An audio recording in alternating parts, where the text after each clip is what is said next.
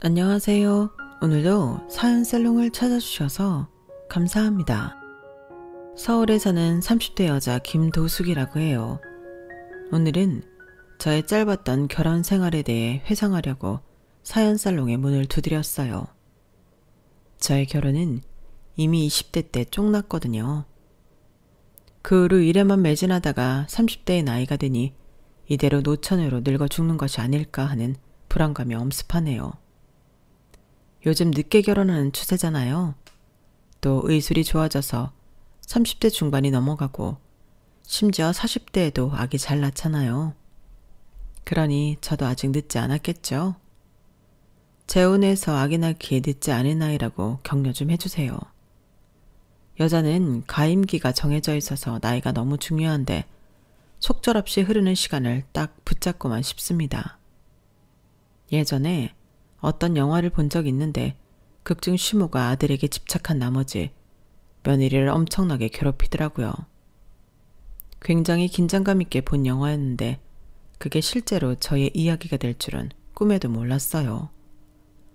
제가 시모한테 그렇게 당했고 시모의 하나뿐인 외동아들인 남편이 바보같이 자기 엄마 편만 들어서 이혼해버렸어요. 맨날 자기 엄마만 불쌍하다고 하더군요. 시모한테 구박당하고 돈 다 뺏기고 욕설만 듣던 저는 안중에도 없었고요. 그런 바보 천치인 줄 알았다면 결혼조차 안 했을 거예요. 그런 못난 남자를 믿고 아기를 2~3명 낳고 행복한 가정을 꾸릴 상상을 했다니 오히려 제가 바보 같네요. 어떤 분들은 제가 20대 어린 나이에 충동적으로 이혼한 거 아니냐고 하시는 분들도 계실 거예요. 하지만 시모가 절 가족으로 대하질 않는데 어찌 한 가족이 되어 평생 살 수 있겠어요. 시모는 절 자기 아들 빨아먹는 기생충 정도로 여겼고 혹은 적으로 간주하여 죽일 듯이 달려들었어요. 남편과의 짧았던 결혼 생활은 마치 전쟁터 같았죠. 가족이 아니라 왼수였다니까요. 친정엄마도 남자 복이 없어 10수년을 혼자 사시는데 저도 엄마 따라 다시금 재혼도 못하고 혼자 살게 되진 않을까 걱정이네요. 저의 미래 재혼남의 조건은 무조건 시부와 시모 사이가 좋아한다는 것이어요. 저희 시댁 같은 경우는 시부가 오래전에 돌아가시고 시모가 혼자 아들을 키워서 그런지 아들에 대한 집착이 엄청났거든요. 곁에 시부가 없으니 시모의 막장 행동을 저해줄 사람도 없었고요. 이러저러 저의 결혼 생활을 떠올리니 갑자기 마구 억울해지네요. 여러분께서 제 이야기를 끝까지 들어보시고 제 억울함을 좀 풀어주세요. 사연 살롱 구독자분들께 다 일러 바칠게요.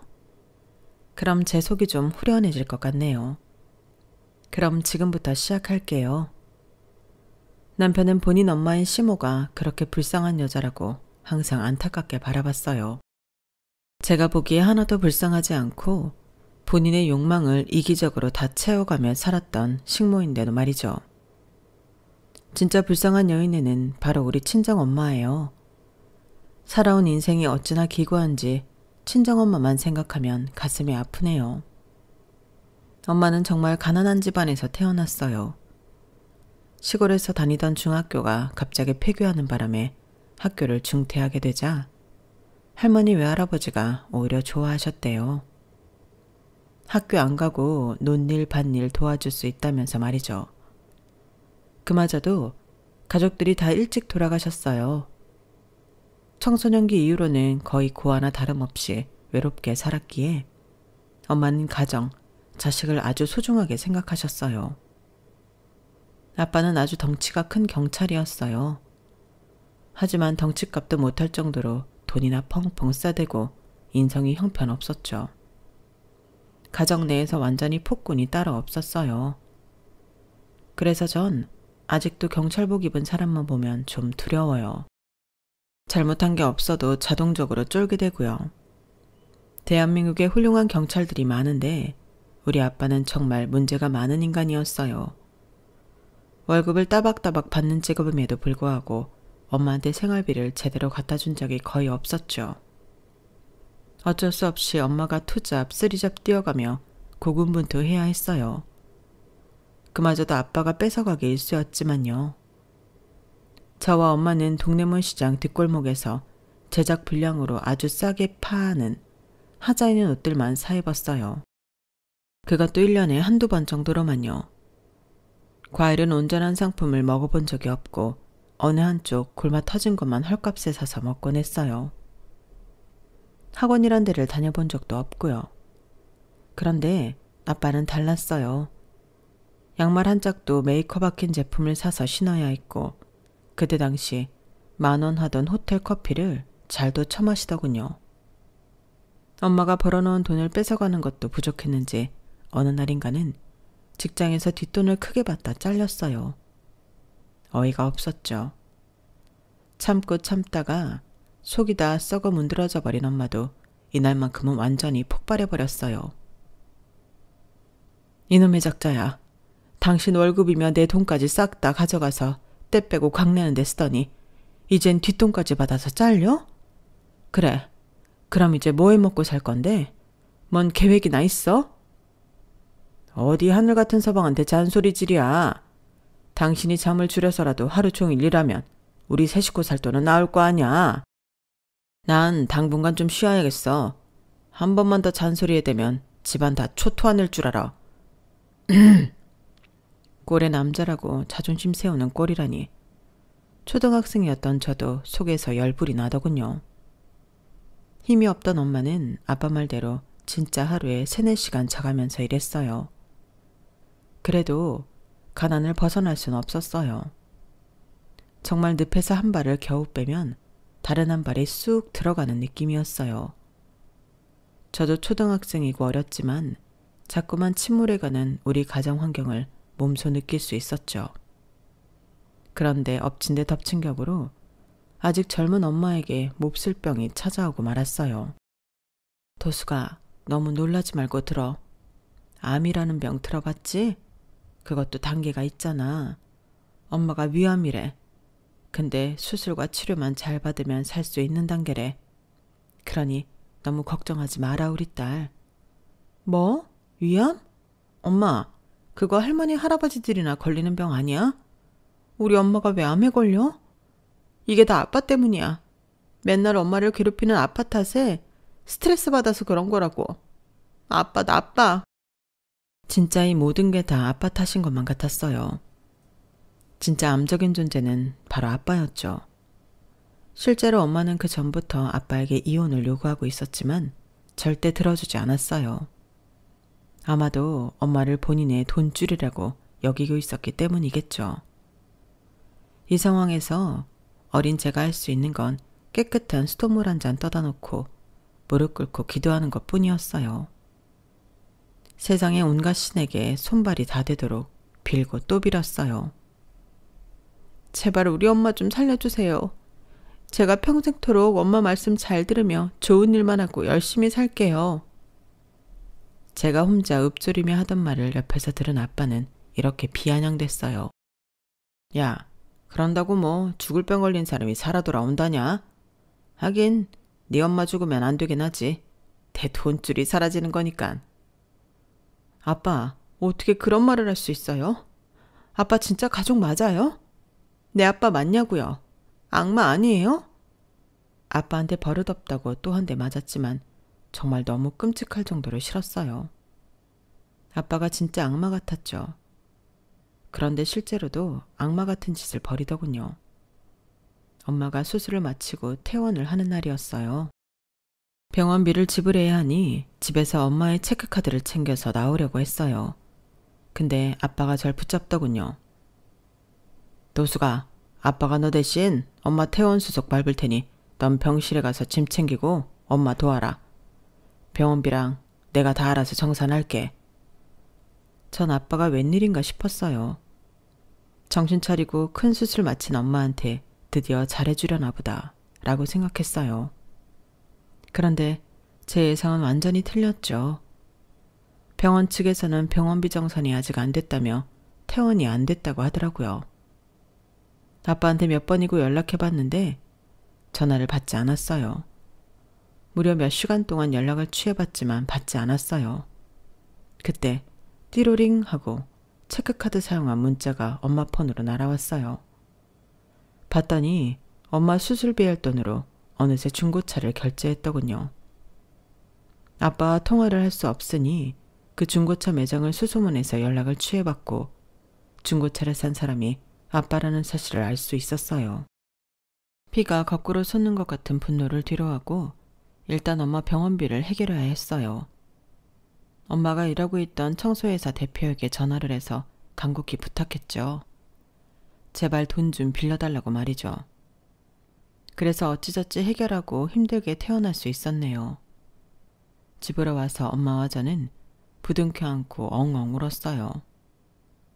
엄마도 이런 일이 처음이라 앞으로 어찌 살아야 할지 막막하구나. 우리 딸한테 제일 미안해. 모든 게 다 말야. 엄마가 뭐가 미안해. 아빠가 미친 거지. 앞으로 내가 엄마를 지켜줄게요. 나만 믿어요. 위암 수술한다고 안 그래도 마른 몸이 더 홀쭉해진 엄마가 너무나 불쌍하고 안쓰러웠어요. 엄마의 수술비를 갈취한 아빠는 몇 달 후에 집에 기어들어왔어요. 맨날 술은 왜 그렇게 많이 쳐드시는지 이번에도 고주망태가 되어 딸기코를 하고 들어왔죠. 아빠, 우리 엄마 수술비 어딨어요? 당장 내놔요. 엄마 퇴원도 제대로 못할 뻔했잖아요. 진짜 우리 엄마 죽일 셈이에요? 오늘 기분 좋게 취했는데 웬 망나니 같은 애가 내 기분을 잡쳐? 수술은 내가 하냐? 의사가 하지? 내가 돈 좀 썩기로 써니 네 엄마가 진짜로 죽었냐? 안 죽었잖아. 그럼 된 거 아냐? 에이, 진짜 내 딸도 아닌 게 영 성가스럽게 하네 정말. 재수 없어. 전 방금 들은 말이 대체 무슨 말인지 제 귀를 의심했어요. 옆에서 한숨 푹푹 쉬며 듣고 있던 엄마도 아빠의 말 실수에 당황했죠. 여보, 도숙 아빠. 술 취해서 이 양반이 헛소리를 해대네. 일단 얼른 들어가서 잠이나 자요. 잠깐만 엄마. 아빠가 방금 한 말이 대체 무슨 말이야? 내가 진짜 딸이 아니라니. 아빠는 이때다 싶었는지 쭉 말을 이어갔어요. 야 이년아, 그러니까 넌 나한테 잘해야 해. 내가 아빠 노릇 해준 덕분에 애비 없는 년이란 소리 안 듣고 잘 자랄 수 있었던 거 아니냐. 다 내 공이라고. 잔뜩 술에 취해 폭탄 발언을 한 아빠는 자러 들어가 버렸고 엄마가 제게 울며 모든 걸 다 말해줬어요. 도수가 일이 이왕 이렇게 된 거 다 말해줄게. 저 인간 네 친아빠 아니다. 네 친아빠는 폐결핵에 걸려 엄마랑 결혼한 지 2년 만에 죽었어. 중매로 결혼했는데 사실 엄마와 결혼할 때도 폐결핵에 걸린 상태였지. 난 그것도 모르고 네 아빠가 사람 착하고 집안 좋은 남자니 믿고 결혼했던 거야. 그런데 네 아빠가 죽자 그쪽 집안에서 널 뺏어가려고 하더구나. 그때 그걸 막아준 게 저 인간이야. 그땐 그래도 정의의 사도 같은 사람이었는데 왜 사람이 이렇게까지 망나니처럼 변해버렸는지 모르겠어. 여튼 널 뺏기지 않기 위해 서둘러 저 인간하고 재혼한 거야. 그 후로 너의 친아빠 집안은 한국의 모든 사업을 접고 미국으로 이민 갔다고 하더구나. 어쨌든 엄마는 우리 딸 뺏기지 않고 내가 키울 수 있다는 점에서 다 괜찮아. 내가 겪은 모든 거 다 감수할 수 있어. 내 인생의 전부인 우리 도숙이가 엄마 곁에 있으니까. 머릿속이 하얘졌어요. 지금껏 내 친아빠라고 믿고 살아왔던 아빠가 내 핏줄이 아니었다니. 그래서 날 그리도 막대했었나 싶었어요. 혼란스럽긴 했지만 차라리 내 진짜 아빠가 아닌 게 다행이었어요. 아빠한테 아무런 미련 없이 도망칠 수 있었으니까요. 엄마, 우리 아빠한테서 도망쳐요. 어차피 방학 기간이기도 하니 몇 달만이라도 도망가자고요. 그렇게 몇 달 도망쳤다가 좀 잠잠해지면 아예 전학절차 밟아서 거기서 살아요. 제발 이참에 아빠한테서 벗어나자고요. 그렇게 우리 모녀는 야반도주했어요. 우리가 살고 있던 곳에서 최대한 멀리 외딴 섬으로 들어갔죠. 그곳에서 운 좋게 창고방이 딸린 식당에 가서 기거하며 일할 수 있었어요. 그곳에서 우리 모녀는 단둘이 행복하게 지낼 수 있었어요. 그런데 몇 달 후 어떻게 알았는지 아빠가 스토커 마냥 우리를 쫓아왔어요. 오는 길에도 술을 많이 마셨는지 아주 술 냄새가 진동을 했어요. 이 쥐새끼 같은 것들, 섬까지 도망가면 내가 못 쫓아올 줄 알았냐? 아주 지구 끝까지 쫓아갈 줄 알아라. 내가 돈 벌어다 주는 기계를 버리겠냐? 고장나서 못 쓸 때까지 곁에 두고 쭉쭉 뽑아 먹어야지. 니년들 이리 와. 얼른 집으로 다시 가자고. 엄마는 식당 밖으로 나와 부둣가에서 바로 경찰에 신고했어요. 엄마와 전 절대 다시 집으로 못 가겠다며 아빠와 대치 중이었어요. 그 와중에 경찰이 왔고 아빠는 경찰한테까지 고래고래 소리를 지르더군요. 참네. 야, 나도 경찰이었다. 내가 니네 선배였다고 짜식들아. 내가 내 가족 데리고 집에 돌아가겠다는데 니네가 뭘 어쩌게. 잡아볼 테면 잡아봐라. 술에 취해 비틀거리던 아빠는 저희 모녀를 잡으러 오다가 혼자서 발을 헛디뎌 부둣가 아래로 떨어지고 말았어요. 경찰이며 우리 모녀도 아빠를 향해 달려갔지만 아빠는 떨어지며 부둣가 바위에 머리를 세게 부딪혔는지 피만 잔뜩 묻어있고 아빠는 어둠 속 까만 바닷속에서 나오질 못하더군요. 전문 요원들이 투입돼 아빠를 물 밖으로 꺼냈지만 이미 사망한 상태였어요. 우리 모녀에게 평생 공포의 대상이었던 아빠가 본인의 실수로 너무 허망하게 죽고 만 거죠. 엄마는 아빠의 유골을 아빠 고향 뒷산에 뿌려줬어요. 생전 그렇게 좋아하던 소주 한 잔과 함께 뿌렸죠. 내 친아빠가 아니라는 사실을 알고 있었기에 그리 슬프진 않았어요. 오히려 엄마와의 사이에서 친자식이 없었던 게 다행이란 생각이 들었어요. 그 폭군의 DNA는 남기지 않는 게 세상을 위해서도 좋은 거죠 뭐. 엄마와 전 제3의 장소에서 새로운 인생을 살기로 했어요. 그 장소는 바로 꿈의 도시 서울이었죠. 서울로만 가면 왠지 세련된 생활을 영위할 수 있을 것만 같고 금방 부자가 될 수 있을 것만 같았어요.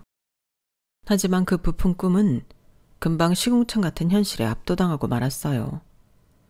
돈이 없던 엄마와 저는 높다란 언덕에 있는 빈민촌 같은 판잣집에서 살 수밖에 없었거든요. 그 집의 열악함이란 시골 생활보다 훨씬 더했죠. 우리를 더욱 공공하게 했던 건 바로 아빠가 엄마 앞으로 잔뜩 쳐넣은 빚이었어요. 아빠의 죽음을 정리하다 보니 아빠 이름이 아닌 엄마 이름으로 사기쳐 빚으로 남겨놓은 돈이 상당하더군요. 억울했지만 빼도 박도 못하고 엄마가 다 갚아야 할 돈이었어요. 아빠 살아 생존해줘 아빠가 맨날 돈을 뺏어가서 허튼 곳에 쓰는 통에 엄마가 생고생을 다 했는데 죽어서까지 말썽인 인간이었어요. 이런 절망적인 상황에서 저까지 엉망으로 생활하면 엄마가 너무 슬플 것 같더군요. 맘 같아선 알바를 몇 개씩 병행하면서 학교 생활을 하고 싶었지만 엄마가 강하게 만류했어요. 학교 앞 편의점에서 잠깐 알바하는 것 빼고는 공부에 매진했어요. 그러한 노력 끝에 그래도 서울에 있는 사는대 대학에 입학할 수 있었어요. 엄마는 제가 무슨 서울대라도 입학한 것 마냥 기뻐하시더군요. 도수가 이렇게 열악한 환경에서 너 학원 하나를 제대로 못 보내줬는데 서울에 있는 대학에 척하니 붙어줘서 정말 고맙다.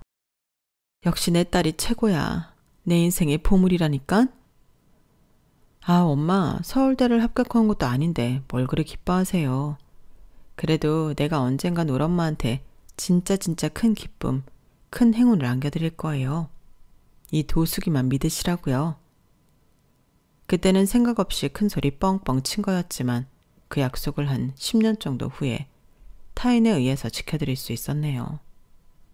아, 물론 제 결혼에 의한 행운은 전혀 아니었고요. 어쨌든 전 대학 졸업 후 한 중견기업에 취직할 수 있었어요. 대학을 다니면서도 등록금을 벌기 위해 알바를 3개 이상씩 병행해야 했기에 거창한 스펙을 만들 수는 없었어요. 남들처럼 어학연수를 가는 건 꿈도 못 꿨고요. 그냥 변변치 않은 스펙으로 중견기업 정도 합격한 것에 만족하면서 다녔어요. 그래도 입사 후에 늘 그래왔듯이 정말 성실하게 일했어요. 야근도 스스로 자처하면서 남의 일도 내 일처럼 도맡아 했죠. 그러던 어느 날, 그날도 밤늦게까지 일을 하고 있는데 갑자기 펑 하는 소리와 함께 건물 밖이 엄청나게 환해지더군요. 창밖을 보고 직접 확인하려 했는데 제 눈앞으로 거센 불길이 확 올라오면서 너무 뜨거웠어요. 아마 미층의 어디에선가 뭔가 폭발하면서 불이 난 모양이었어요. 누군가 제 이름을 부르면서 마구 달려왔어요. 도숙씨, 김도숙씨, 얼른 나와요. 지금 아래층에서 크게 불이 났는데 엘리베이터도 먹통이니까 비상 계단으로 탈출해야 할 것 같아요. 같은 회사 다른 부서에서 근무하던 민철진 대리였어요. 민 대리도 그날 야근을 하고 있었던 모양이었죠. 여기 17층인데 어떻게 계단으로 내려가요? 차라리 옥상으로 올라가서 구조를 기다리는 건 어때요? 너무 순식간에 펼쳐진 일이라 저도 너무 당황했고 무서운 마음에 아무 얘기나 짓거렸어요. 민 대리는 제 이야기가 끝나기도 전에 절 들쳐업고 비상 계단으로 내려가기 시작했어요. 한 손으로는 내 목을 잡고 한 손으로는 옷소매로 코와 입을 막고 있어요. 걱정하지 말아요. 내가 최대한 빨리 내려갈 테니. 민 대리는 진짜 17층을 절업고 내려갔어요. 저도 멀쩡히 뛰어내려갈 수 있는데 왜 그랬는지 이해가 안 됐지만 우린 둘 다 제대로 판단할 여유조차 없었죠. 비상 계단으로 내려갔지만 그곳에도 안 좋은 연기가 자욱했고 1층으로 내려간 민대리와 저는 연기에 질식해 쓰러지고 말았어요. 그 후론 기억이 잘 안 나는데 전 응급실에 실려간 뒤 거의 바로 깨어났다고 해요. 그런데 민대리는 곧바로 깨어나지 못했어요. 다 저 때문인 것 같아 너무 미안했어요. 전 다 회복이 되고도 민대리가 혹시라도 깨어나지 못할까봐 떨려서 그 곁을 벗어나지 못했죠. 곧 민대리의 엄마란 사람이 도착했어요. 누군가에게 이미 상황 설명을 다 들었나 보더군요. 절 보더니 다짜고짜 소리 질렀어요. 네가 김도숙이냐? 니까지 년이 뭐 그리 대단하다고 우리 귀한 외동아들 등에 앞에서 17층을 내려와? 네가 어느 나라 공주라도 되냐? 감히 내 아들을 다 죽게 만들어? 내 외동아들 다치기라도 하면 너 내 손에 죽을 줄 알아. 죄송합니다, 어머님. 민대리님 곧 깨어나실 거예요. 저희 둘 다 너무 급박한 상황에 경황이 없어서 판단이 잘 서질 않았어요. 죄송해요. 민대리 엄마란 사람이 절 진짜 때리려는 걸 주변 사람들이 막아줬어요. 보기만 해도 살벌한 아줌마더군요. 민대리는 천만다행히도 아무 문제 없이 잘 깨어났어요. 우리 회사는 그 빌딩의 2개 층을 빌려 쓰고 있었는데 당연히 다른 빌딩으로 이사를 해야 했어요. 회사 대표님으로부터 위험수당 차원이랄까? 약간의 격려금을 받기도 했어요. 회사 업무가 정상화되고 민대리에게 찾아가 정말 깍듯이 감사의 인사를 했어요. 민대리님, 저 구해주셔서 정말 감사해요. 제 생명의 은인이나 다름없네요. 이 은혜를 뭘로 보답해야 할까요? 말씀만 해주세요. 제가 할 수 있는 건 뭐든지 다 할게요. 민대리는 허허허 웃고는 눈빛을 반짝이며 말했어요. 진짜예요, 도숙씨? 진짜 제가 말만 하면 다 해주는 거예요? 그럼 나랑 만나줘요. 그냥 만나는 거 말고 여자 대 남자로 말이죠. 아, 물론 데이트 비용이나 장소는 제가 정할게요. 시간만 내줘요. 사실 워낙 젊은 직원들이 많은 회사라 그런지 남녀 직원들의 하트 뿅뿅 눈길이 오고 가는 건 익히 알고 있었어요. 하지만 이렇게 매우 갑작스럽게 대시를 받으니 심쿵하더군요. 그래도 내 생명의 은인인 민대리에게 진짜 모든 걸 다 해줄 수 있을 만큼 고마운 마음이 있었기에 오케이 했어요. 키 크고 잘생긴 꼬미남 직원의 데이트 신청을 마다할 이유가 없었죠. 잠시나마 생사의 갈림길을 함께한 사람이라 그런지 진심으로 대하게 되더라고요. 서로 마음이 통했고 그날부로 연인이 되었죠. 남자를 정식으로 사귀어 본 게 처음이었기에 열렬한 첫사랑을 경험했어요. 아직 20대여서 결혼까지 염두에 두진 않았지만 남친은 처음부터 결혼 이야기를 꺼냈죠. 옛날엔 17, 18살에도 결혼들하고 그랬다는데 여자 나이 20대 중후반에 결혼하는 게 뭐가 그리 빠르다는 거야? 우리 엄마도 날 진짜 빨리 낳았다니깐? 게다가 난 벌써 30대에 접어들었잖아. 난 늦게 결혼하고픈 마음 추호도 없어. 우리 도숙이 얼른 업어다가 우리 집에 가둬 놓고 싶은 마음뿐이야. 자기랑 한시도 떨어져 있고 싶지 않다고. 아마 우리 엄마도 자기를 좋아하실 거야. 내 인생을 지금껏 열렬히 지지해 주신 분이니까 외동아들인 나의 행복을 누구보다 빌어주실 거라고.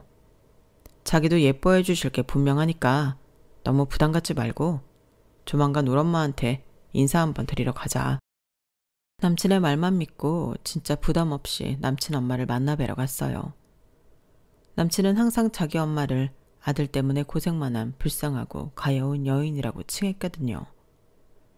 그 말을 귀에 딱지 않도록 들으니 진짜 예비 시모에 대한 동정심마저 생기더군요. 하지만 응급실 이후 2번째로 만났을 때도 역시나 첫인상과 크게 다르지 않았죠. 세상 지랄 맞은 아줌마였죠. 김도숙인지 김도축인지 내 알 거 없고 회사에 불렀을 때 우리 아들을 잡아먹으려고 하던 년이 기어코 우리 아들을 채가는구나. 보아하니 꼬리 9 달린 구미호가 틀림없어. 아들아, 요즘 세상에 남자가 30대에 결혼하는 건 너무 이르지 않니? 다들 40대 50대에 결혼해도 남자들은 애만 잘 낳고 살더라. 왜 벌써 엄마 곁을 떠나려 하니? 난 우리 외동아들 이렇게 빨리 못 보낸다. 더군다나 저렇게 가난하고 보잘것없는 집안 딸내미한테? 절대 못 보내. 예비 시모는 급기야 울기까지 했어요. 아들을 정말 장가보내기 싫어 죽겠는 모양이었어요. 안 돼, 내 아들. 절대 못 보낸다. 내 눈에 흙이 들어가기 전까지 장가는 안 된다. 전 어찌해야 할 바를 몰라 진땀이 났어요. 남친이 특유의 사람 좋은 웃음으로 잘 수습을 해줬죠. 엄마, 농담이 지나치네요. 남자 나이 30대가 뭐 이런 나이라고요. 도숙이 정말 생활력 강하고 부지런한 여자예요. 진짜 착해서 아마 엄마한테도 잘할 거예요. 그리고 뭐 우린 얼마나 부자인가요? 아빠 일찍 돌아가시고 돈 없기로는 우리도 마찬가지죠 뭐. 엄마가 그렇게 섭섭해 하시면 결혼하고 몇 년간은 엄마 집에서 같이 살게요. 그럼 됐죠? 잉? 전 제 귀를 의심했어요. 저와는 전혀 상의가 안 된 상황이었거든요. 시모집에서 신혼을 시작하다니 전 별로 그러고 싶지 않았어요. 예비 시모가 하도 울어대니 대충 상황을 수습하고 집에 보내고는 남친과 따로 이야기했죠. 왜 신혼을 시댁에서 살아야 해? 그렇게는 못해. 요즘 신혼 전세 대출도 잘 돼 있으니 코딱지만한 집이라도 대충 구할 수는 있잖아. 우리 커플은 최대한 타협했어요. 남친은 결혼 전부터 벌써 예비 시모 편을 엄청 들더라고요. 그때 알아차리고 바로 돌아섰어야 하는데 지금 와서 후회하면 뭐하나요? 에휴. 남친과 타협 후에 신혼집은 예비 시모가 살고 있는 집과 매우 가까운 곳의 아파트로 정했어요. 17평짜리 아주 작은 아파트에 반전세로 시작했어요. 상견례는 일부러 결혼 전에 잠깐 번갯불에 콩 구워 먹듯이 보는 걸로 정했어요. 예비 시모의 지랄맞은 성격을 알기에 우리 엄마 보호 차원에서 말이죠. 그 자리에서도 예비 시모는 진상을 부리더군요. 역시나 엉엉 울면서 말이죠. 누가 보면 상갓집인 줄 알았을 거예요. 아유, 아까운 내 외동아들. 이 귀한 아들을 어찌 보낼꼬. 어이 사돈, 도숙엄마. 우리 귀한 아들 진짜 왕자 대접해줘야 합니다. 보기도 아까운 내 아들. 털끝 하나 건드리면 안 된다고요. 친정엄마는 자존심 다 버리고 딸내미의 선택을 존중해 주시며 예비 시모의 멍멍 개소리를 다 들어주셨어요. 그런 자애로운 친정엄마한테 너무 죄송하더라고요. 예 사돈. 이렇게 귀하디 귀한 외동아들을 사윗감으로 주셔서 감사드린다고요. 아이들만 잘 살면 된 거죠. 전 장모로서 아무런 터치도 안 할 테니 걱정 마세요. 혼수는 제가 임의로써 최대한 신경 써보도록 하겠습니다. 며느리로서 부족하겠지만 우리 도숙이 앞으로 잘 좀 봐주세요. 신경 써봤자 가난뱅이가 명품 브랜드를 뭐 제대로 알기나 하겠어. 뭐 하겠어? 또 눈물이 나오네. 내 팔자야. 이런 집안에 내 아들을 사위로 보내려니 억울해 죽겠네. 예비 시모 우는 꼴이 더 이상 보고 싶지 않아서 제가 나섰어요. 어머님, 곡소리 그만 내시고 얼른 댁에 들어가 보셔요. 엄마, 저희도 이제 집에 가요. 여기 더 앉아있다간 험한 얘기밖에 더 못 듣겠네요. 서둘러 자리를 뜨는 저와 엄마의 뒤통수에 대고 예비 시모가 뭐라 궁시렁궁시렁 욕을 하는 듯 했지만 그냥 무시하고 나와버렸어요. 결혼 후엔 반드시 시모와 심적인 거리를 두고 살아야겠다고 다짐했죠. 하지만 결혼식이 끝나고 신혼여행지에서부터 시모는 찰거머리처럼 따라다니더군요. 아니, 신혼여행에 어머님이 왜 같이 가신다는 거야? 나도 몰랐는데 우리랑 같은 여행 패키지에 들어오셨더라고. 엄마가 여쭤보셔서 내가 패키지 세부 내용을 알려드렸었거든. 이미 결제까지 다 하셨다니까 같이 다녀야지 뭐. 하와이를 처음 가보는 거라 패키지 여행을 선택했는데 시모가 같은 패키지 멤버로 들어왔더군요. 더 환장하겠는 건 뭔지 아세요? 시모가 신혼여행지에서 혼자 무서워서 못 자겠다며 저와 남편이 묵는 방에 베개 들고 들어왔어요. 큰 침대 하나인 방이었는데 기어코 저와 남편 사이에 대자로 뻗어자더군요. 코까지 드르렁드르렁 고는 바람에 시끄러워 제대로 잠도 못 잤네요. 덕분에 우리 커플의 신혼여행 모든 사진엔 시모가 떡하니 자리 잡고 있어요. 나중엔 이혼하면서 그 사진들을 전부 다 찢어버렸네요. 얼굴조차 보기 싫어서 말이죠. 시댁과 우리 신혼집은 한 100m 떨어져 있었는데 거의 한 집에 사는 것 마냥 시모가 항상 우리 집에 와 있었어요. 나중엔 본인 짐을 아예 여행 가방에 잔뜩 실어오더군요. 아니 어머님, 이제 저희 신혼집에 와서 아예 사시려고요? 정식 방은 한 개뿐인 집에서 어디서 주무시려고요? 그리고 저 개털 알레르기 있어요. 강아지까지 데려오면 이 좁은 집에서 어쩌시자는 거예요? 뭐? 이 집 전세금 대출 그거 우리 아들도 같이 갖고 있잖냐? 이 집이 너 혼자만의 것이냐? 내 아들하고 공동명의로 전세 얻었잖아. 그럼 나한테도 지분 있는 거지? 안 그래? 그리고 너 개 알레르기가 있다고?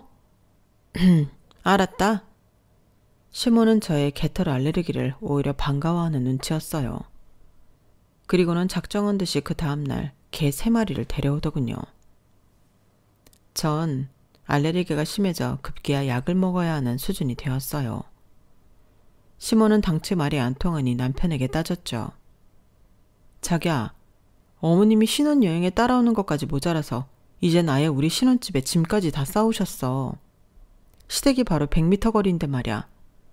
비밀번호까지 다 알고 계시더라. 자기가 다 알려드렸지.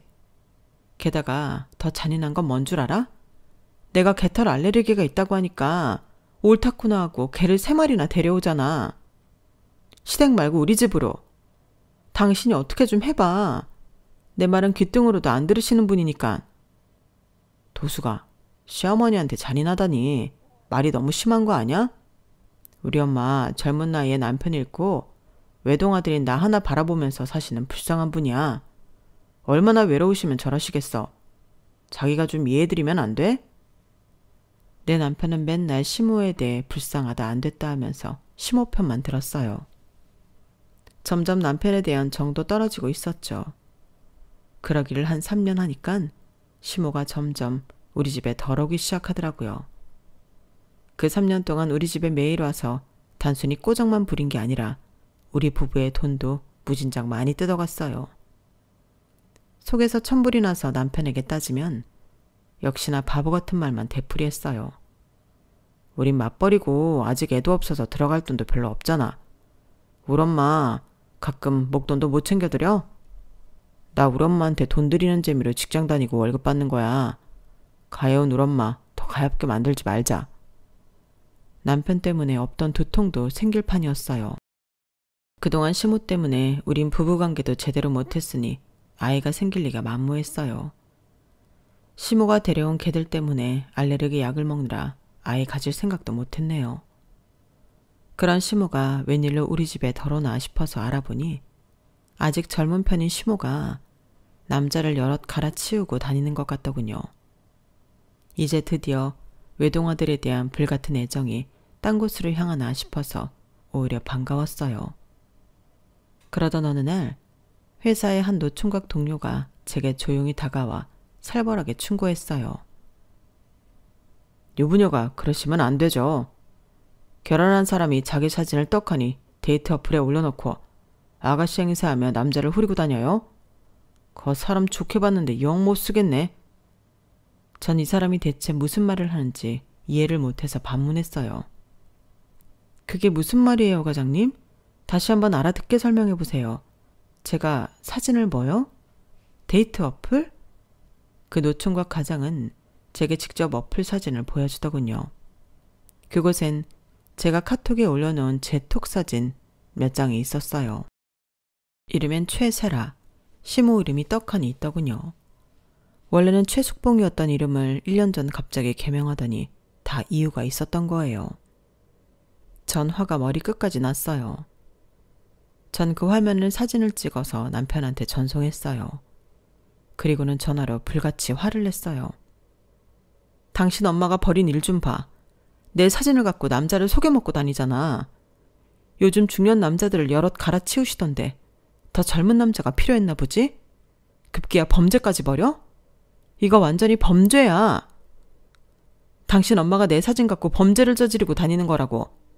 나 당신하고 못 살아. 당신이며 당신 엄마며 다 질려버렸다고. 남편은 역시나 지 엄마 편이었어요. 뭐? 범죄? 지금 시어머니한테 그게 할 소리야? 내 엄마를 범죄자로 만드는 거야?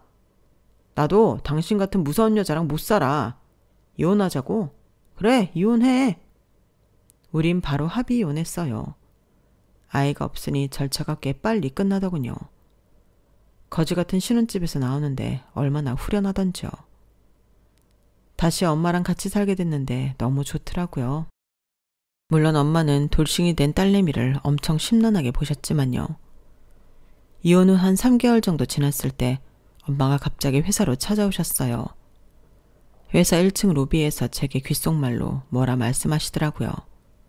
아주 큰 비밀 얘기처럼 말이죠. 도수가, 엄마가 너무 심장이 떨려서 누가 들을세라 이렇게 직접 이야기하려고 왔어.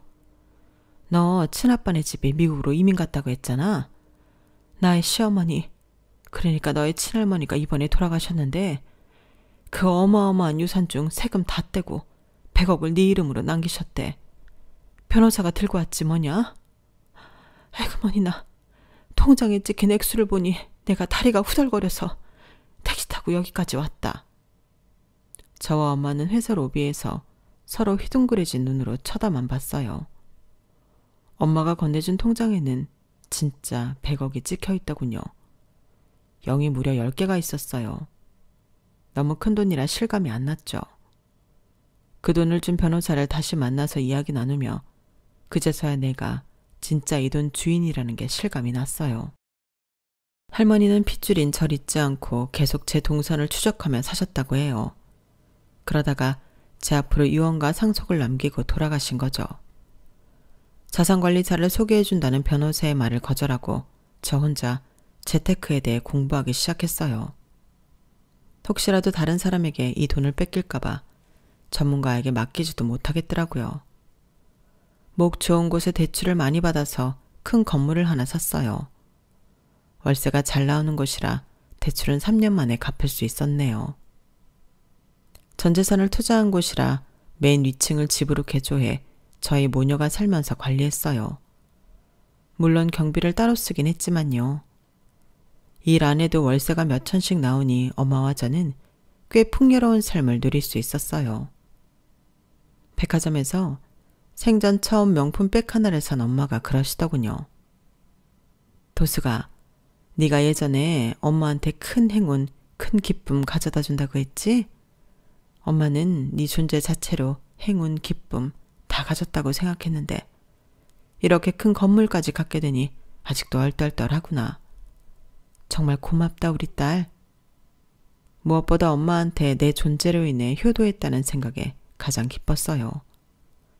그렇게 기쁨에 취해 있을 무렵 제 건물 세입자 중 하나였던 조그만 사무실에서 갑자기 큰 소리가 나더군요. CCTV 확인하니깐 아줌마가 책상 서랍에 있던 내 귀금속 훔쳐갔던데? 가끔 없어지는 내 요크루트며 홍삼도 다 아줌마가 가져간 거였어. 경찰 아저씨, 이 도둑 아줌마 당장 잡아가세요. 절대 선처는 없습니다. 시키는 청소도 제대로 하지 않고 맨날 농땡이나 까고 있고 직원들과도 분란을 일으키더니 드디어 한 건 하셨구만. 사무실 직원과 관리인이 청소복을 입은 한 아줌마를 두고 막 뭐라 하더군요. 현장에는 경찰까지 출동해 있는 상태였고요. 제가 가까이 가서 무슨 일인지 다시 한번 확인해 보려 했어요. 그런데 청소 아줌마 얼굴을 보고는 깜짝 놀라고 말았네요. 바로 제 시모였던 거예요. 아니 어머님, 여기서 뭐 하세요? 근데 웬 소란인가요? 시모는 제 얼굴을 보고 오히려 큰 소리를 내더군요. 아니 네가 여긴 웬일이냐? 아, 쪽팔리게 시리. 경비는 저한테 뭐라 하는 시모한테 한 소리 했죠. 아줌마, 이 건물 주인분한테 말 조심하세요. 남의 물건 도둑질하다가 들킨 주제에 아직도 말이 많어. 시모는 제가 건물주라는 사실에 충격을 받은 듯 했어요. 뭐? 며느리야, 도수가 네가 이 건물주라는 게냐? 아니 이거 100억도 훨씬 넘을 텐데 네가 무슨 수로 이 건물을 샀단 말이냐? 너 혹시 재벌이랑 재혼이라도 한 거냐? 나 이제 당신 며느리 아니니까 함부로 말하지 마세요. 나 아직 재혼 안 했고 이 건물 내 힘으로 산 거니까 시덥지 않은 소리 집어치우시고. 보아하니 남의 물건 훔치다가 잡혀가는 꼴 같은데 죄를 지었으면 얼른 죄값을 치러야지. 보호자인 댁의 아들한테 경찰서로 얼른 오라고 하세요. 우는 게 특기인 시모는 또 울면서 말했어요. 우리 아들도 지금 감옥에 가 있어. 웬 사기 사건에 연루돼가지고 말이야. 며느리야, 네 돈으로 우리 아들이랑 나 좀 어떻게 빼내주면 안 될까? 제발 부탁한다. 예정을 생각해서라도 말이야. 쪽팔리게 사람 많은 이 자리에서 며느리니 뭐니 운운하지 마셔. 내 사진 갖고 미친 짓 하더니 어디서 내 돈을 또 뺏어갈 작정이야? 그렇게 사랑하던 외아들이랑 나란히 수감 생활하면 되겠네. 얼른 경찰관님 따라가도록 해요. 질질 짜는 시모를 뒤로하고 올라와 버렸어요. 그 모질의 아들과 애미와는 더는 엮이고 싶지 않았거든요. 별로 알고 싶지도 않았지만 시모는 생계를 위해 청소부 일을 하며 지속적으로 뭘 훔치고 다녔나 보더라고요. 지랄 맞은 성격에 도벽까지 있는 줄은 꿈에도 몰랐네요. 이로써 날 심적으로 물리적으로 괴롭혔던 사람들은 죄다 감옥에 가 있네요. 오늘 이 글을 끝으로 그들과 함께했던 제 첫 번째 결혼을 다 잊고만 싶어요. 다신 떠올리지도 않으려고요. 어렸을 적 제 어두웠던 과거까지도 말이죠. 이제 엄마와 둘이 행복하게 살 거예요. 재혼을 하고 싶긴 한데 또 그렇게 괴상망측한 집안에 시집가고 싶진 않아요. 그러느니 차라리 엄마와 단둘이 돈이나 펑펑 쓰면서 사는 게 낫겠네요. 평생을 지질이 궁상맞게 살았는데 이제 좀 사람답게 자존감 챙겨가면서 살려고요. 여러분의 행복과 저의 행복을 동시에 마구마구 빌어볼게요. 지금까지 저의 이야기에 공감해 주신 여러분들 진심으로 감사드립니다. 복 받으실 거예요.